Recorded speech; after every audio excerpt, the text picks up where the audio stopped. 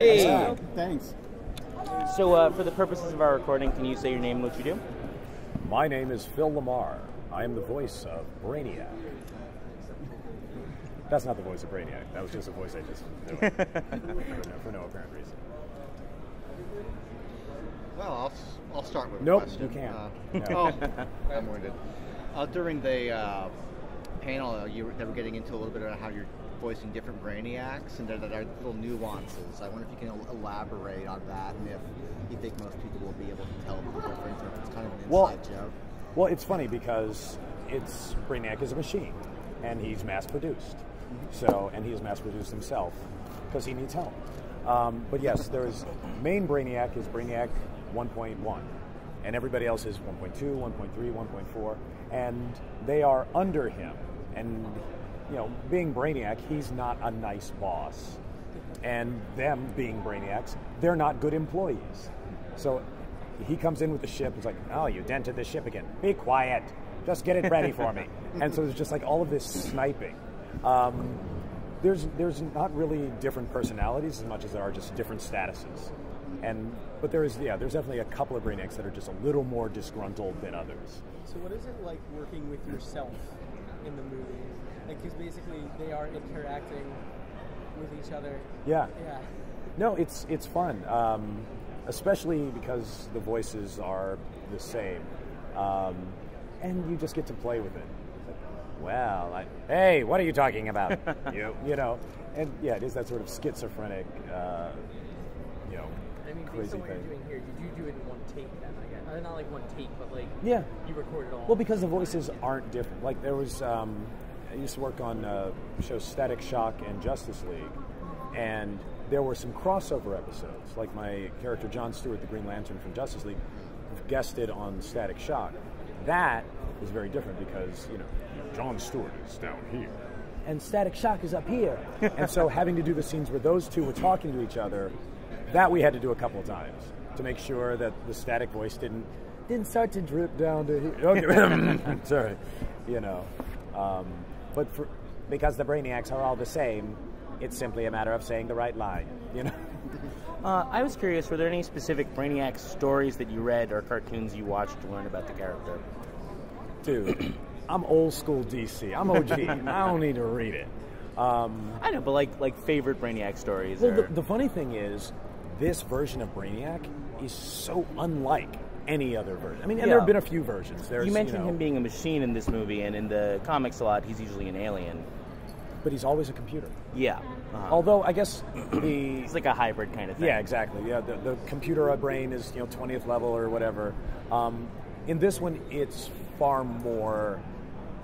he's far less organic. Okay, yeah. And they're playing him more. I mean, of course, it's Lego, so everybody can fall apart and come back together. But it's definitely, he's basically the uber geek. Yeah.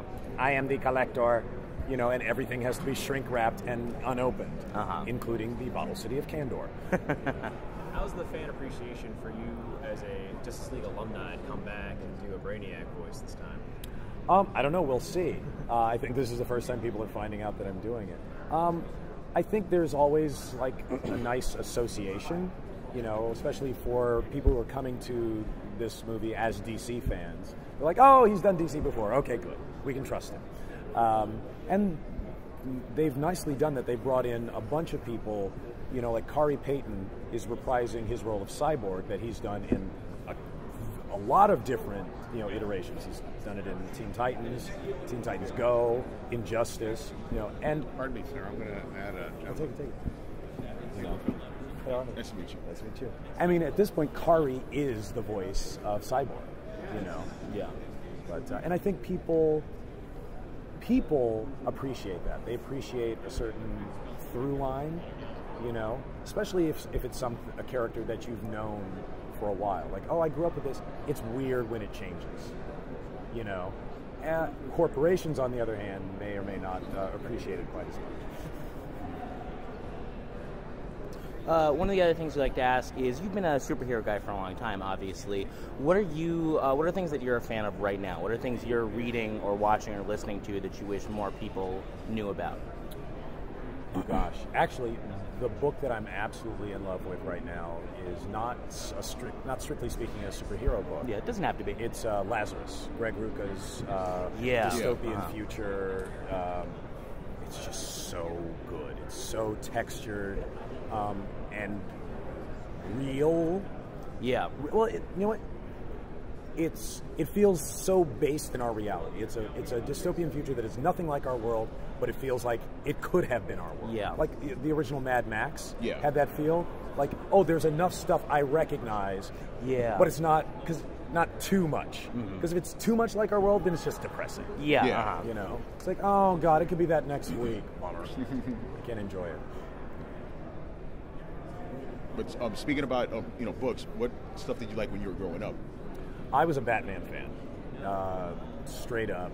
Also, as a kid, I think you can't not love Spider-Man. Yeah. But those were my two iconic things. Which was funny because when I started doing Justice League, of course, all the continuity, and I know about Green Lantern, but I was not a Green Lantern fan. And I think that actually helped, because they were rebooting Green Lantern conceptually in Justice League. So I wasn't stuck with oh, but shouldn't he be a fighter pilot? Yeah. I think it's kind of weird if he's not a fighter pilot. Shouldn't it be more like Green Lantern Mosaic? Right. Oh, God. Do you have any favorite runs or stories on any of those characters? You mean Just from growing up or in general, comic books you like? Let's see. It's kind of a broad question. No. I'm trying to. Well, obviously, like for a Batman fan, the early Neal Adams run where you recaptured the darkness of Batman, even though he was still in the bright blue. Yeah, exactly. It's funny because everybody else, when they've tried to make Batman dark, it's like, well, let's just change the color palette. Neal didn't have to change the color palette. It's like, no, I'll just put him Just in the the tone shadows. of the stories, yeah. No, he's still got a bright yellow thing in the middle, but you're scared of him, aren't you? Yeah. That to me was so cool. Because it was still the Batman I recognized from TV, but done in a way that he was so much more powerful than I remember. Was that your first exposure to Batman, the TV series? Yeah. I think because I'm, grew up in the early 70s when it was on. One of the other, I'm sure you can't actually say anything about this, but I'm going to kill myself all day if I don't actually ask. What's the latest word on Samurai Jack? Oh, man. So we hear something, we hear a new rumor every 6 months or so. I know you can't say anything definitive, but what's the last you've heard? Well, it's funny. I can't say anything definitive because there isn't anything definitive. I know, yeah. No, it's not like I'm being coy. I don't think you are, sorry. There's... He Well, it's funny because people say I hear a new rumor every 6 months. Actually, you hear the same rumor every 6 months because for the last however many years, it's been the same thing. I run into Genndy Tartakovsky every once in a while, and he's said I would really love to do a conclusion to the Samurai Jack story as a 2D animated feature. That's how you pronounce his name? Whoa. Yeah, Genndy Tartakovsky. Genndy Tartakovsky. And the thing is, it just hasn't come together yet. Yeah. Because movies take a lot longer to make. On a related point somewhat, back in the last decade, you did Jack for a while, and you did Jon Stewart. And I'm wondering which role you might have found more interesting or challenging, because Jon Stewart, he's a very, he can be a very stern man, he has the range of emotion, and Jack is kind of like the serene rock in the storm, so to speak. So, how does that kind of compare and contrast for you? Well, it was interesting. In the Samurai Jack sessions, it was all about restraint. Because as an actor, you want to go and be big, and it's like, Genndy would always say, all right, let's do one more, just less.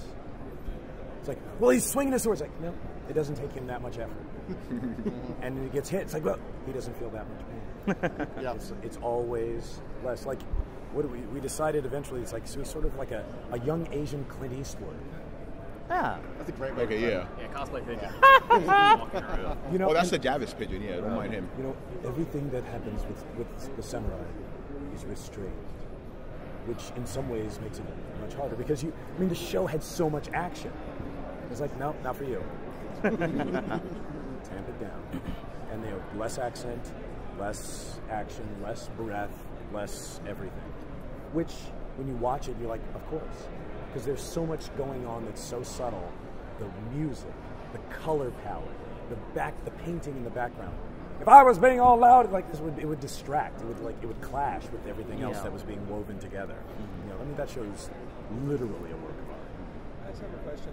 Who is your favorite character that you've ever played? My personal favorite for you had to be Baxter Stockman in the Ninja Turtles series. It's Baxter Stockman. Oh, right, you said that. Never mind.